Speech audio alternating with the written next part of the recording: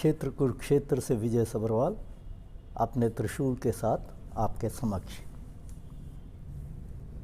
5 विधानसभा elections के results निकल चुके हैं, जिनमें से 3 जो बड़ी स्टेट्स नॉर्थर्न इंडिया की, जिसको हिंदी बेल्ट बोलते हैं या अब काऊ बेल्ट भी बोलना शुरू कर दिया है प्रेस वालों ने, उसमें बीजेपी मध्य प्रदेश, राजस्थान और छत्तीसगढ़ को जीत चुकी है।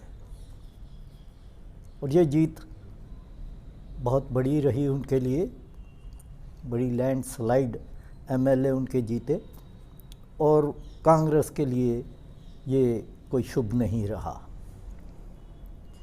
ये ऐसे समय में हुआ जबकि हरियाणा की इलेक्शन 1 साल के बाद है, और बल्कि उससे पहले पार्लियामेंट की इलेक्शन जो है वो 5 महीने 6 महीने में है। और अगर ये दोनों इलेक्शन इकट्ठी हो जाती हैं तो माहौल बीजेपी जो इस समय जेजेपी के साथ अलायंस में यहाँ राज कर रही है उसके लिए शुभ है। और इस बात के लिए मुख्यमंत्री खट्टर जी ने तो कह ही दिया कि अगर इलेक्शन कमीशन कहेगा कि वो प्रिपेयर हैं तो हो सकता है कि पार्लियामेंट और विधानसभा की इलेक्शन इकट्ठी करवा दी जाए। अब इन हालात में बीजेपी के वर्कर्स जो हैं उनका उत्साह बढ़ा हुआ है, जबकि बाकी जो पार्टियां हैं स्पेशली कांग्रेस और जेजेपी, उनकी हालात जो हैं ज़्यादा अच्छे नहीं हैं। उनके वर्कर बड़े डिसहार्टन हो चुके हैं।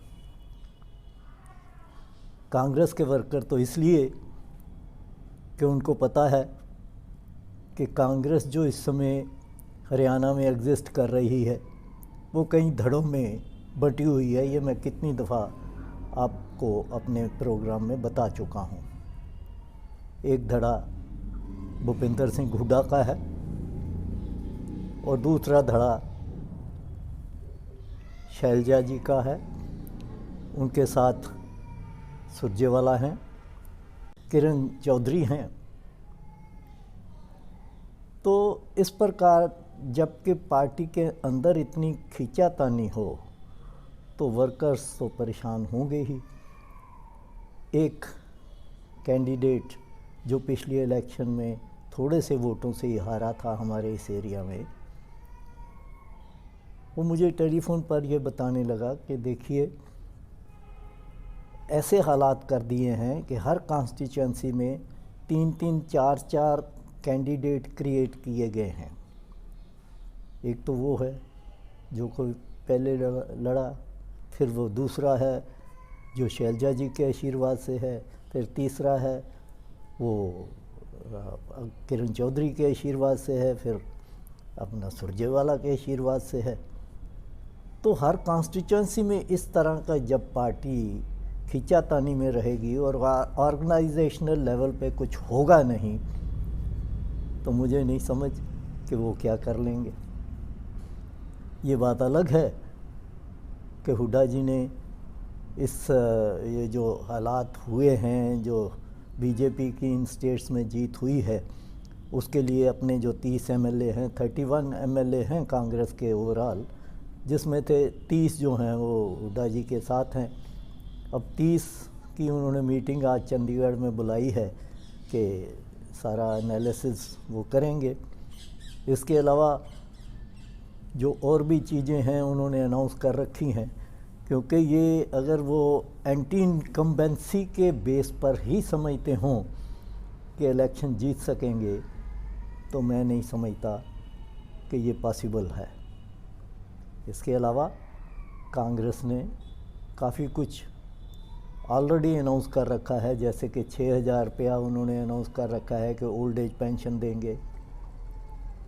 गैस का सिलेंडर 500 रुपये कर दिया जाएगा। अब ये तो देखिए जहाँ जहाँ इलेक्शन हो रही है वो 1100 वाला सिलेंडर जो है वो 500 में।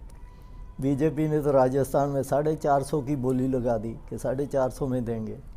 तो अब बताइए क्या इलेक्शन रह गया। ये तो मेरे को हंसी आती है कि इस तरह डेमोक्रेसी चलती है कि आप खुले ऐलान कर रहे हैं हम ये दे देंगे, हम ये दे चुके हैं, हम आपके बैंकों में पैसे डाल चुके हैं, हम आगे ये करेंगे, इसको और बढ़ा देंगे। मध्य प्रदेश के जो जीते हैं बीजेपी के चीफ मिनिस्टर, मैंने 1250 जो दे दिए थे बहनों को, वो मैं 3000 कर दूंगा। अरे ये पैसे किसके हैं?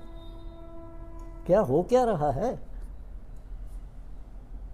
आम आदमी को ये पता होना चाहिए कि पिछले 60 सालों में जितनी सरकारें थीं उन्होंने सारे कार्य भी किए। तो उन जब वो गए 2014 में तो देश के ऊपर 85 लाख करोड़ का लोन था, सॉरी 58 लाख करोड़ का लोन था, जो कि अब 9.5 सालों में सिर्फ 9.5 सालों में 85 लाख करोड़ और ले लिया गया है। अब जोड़ लगा लीजिए आप, ये हम सब के ऊपर लोन है। और सबसे ज़्यादा जो मार पड़ती है वो लोग हैं जो सैलरी पेशा हैं, जिनका टैक्स जो है वो सैलरी से कट ही जाता है। चलिए मैं थोड़ा सा हट गया। अब बीजेपी की हालत आपको बता दी कि इस समय स्ट्रांग है। उनके एक पार्टनर हैं जेजेपी। अब ये राजस्थान में गए थे किंग मेकर बनने के लिए कि वहाँ कुछ ना कुछ सीटें कम रह जाएंगी और वो सीटें हम जीत के वहाँ बीजेपी की सरकार बनाएंगे। लेकिन हालत खस्ता रही।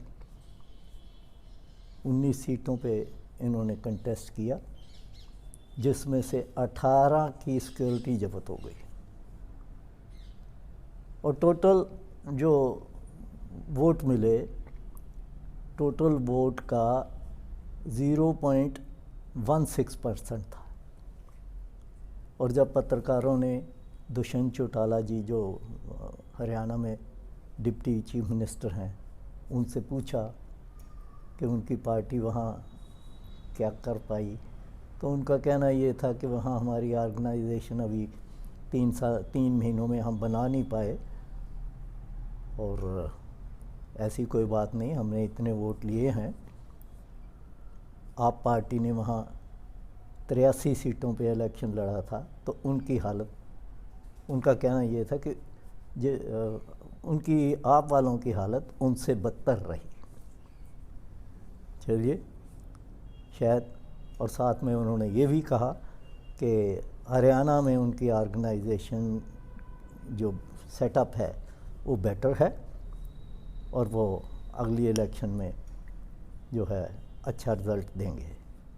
और साथ ही उन्होंने अनाउंस किया कि उनकी जो पार्लियामेंट की रैलीज़ पिछले कुछ समय से कर रहे हैं, अगली रैली जो है वो 8 दिसंबर को धवाली में की जाएगी। इससे पहले वो फरीदाबाद, सोनीपत और भिवानी में काफ़ी बड़ी बड़ी रैली कर चुके हैं। तो अब इसका भी अभी तक कोई पता नहीं है कि अगली इलेक्शन चाहे वो पार्लियामेंट की हो या विधानसभा की, उसमें जेजेपी की कोई अलायंस बीजेपी के साथ रहेगी कि या अपने अपने तौर पे इलेक्शन लड़ी जाएगी। क्योंकि चीफ मिनिस्टर ऑलरेडी कह चुके हैं कि ये पॉलिसी मैटर है और ये जब समय आएगा उस समय देखा जाएगा। तो आज इतना ही। आप सबका धन्यवाद।